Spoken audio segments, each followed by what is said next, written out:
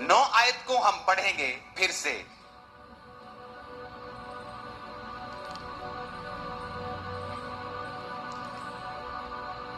अब मैंने आपको यह समझा दिया कि सोजो यानी उद्धार का मतलब सिर्फ उद्धार नहीं है आत्मिक। उसका पहला मतलब है टू सेव यानी आत्मिक उद्धार।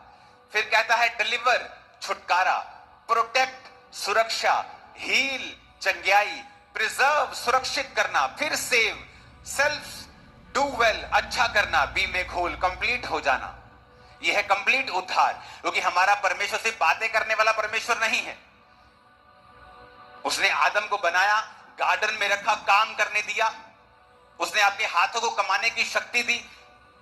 सब कुछ परमेश्वर का बनाया हुआ है, सिस्टम उसका बनाया हुआ है। तो वो चाहता है आपके बच्चे अच्छे हों, कंप्लीट हों, होल हों, प्रोटेक्ट रहें, सुरक्षित रहें।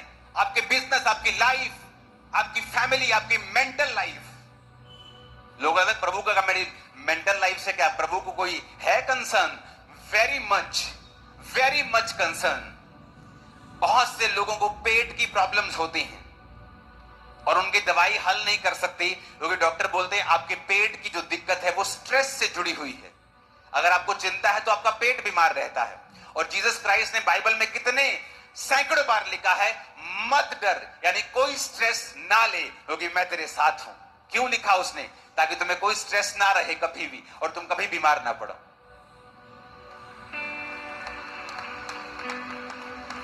Hallelujah, hallelujah.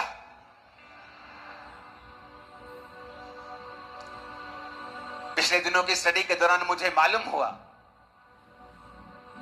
कि जो 2005 में मुझे पेट की प्रॉब्लम हुई थी, मैंने कभी उसकी सर्च नहीं की। 5 में कोई इंटरनेट नहीं था फोन के ऊपर, तो कोई सर्च नहीं होती थी। तो 2005 में अगर आप बाइबल में, अगर आप इंटरनेट पे जाएंगे तो आपको कई डाइजेस्टिव रोग मिलेंगे। वो कभी भी जब आप डॉक्टर के पास जाते तो एंटी एसिड्स की गोलियां लगा देते हैं आपको, और वो रोग कभी ठीक नहीं होता। 25-25 साल से लोग गोलियां खा रहे थे। और जब मैं 2.5 महीने दवाई खा के डॉक्टर के पास जाके पूछा कि डॉक्टर साहब मेरे को तो बस हो गई, मैं तो सिर्फ यही खा सकता हूं, या मैं दवाई खाता हूं तो बस ठीक रहता हूं, मुझे कितनी देर खानी पड़ेगी? तो डॉक्टर ने कहा था लोग 12-12 साल से खा रहे हैं, आप पूछो ही मत। पूछना कि कितनी देर खानी पड़ेगी, बस या एक तरह से बीपी की गोली लग जाती, गोली लग गई। और मुझे याद है उसी नाइट मैंने वो मेडिसिन फेंक दी थी और खुदा ने मुझे हील कर दिया।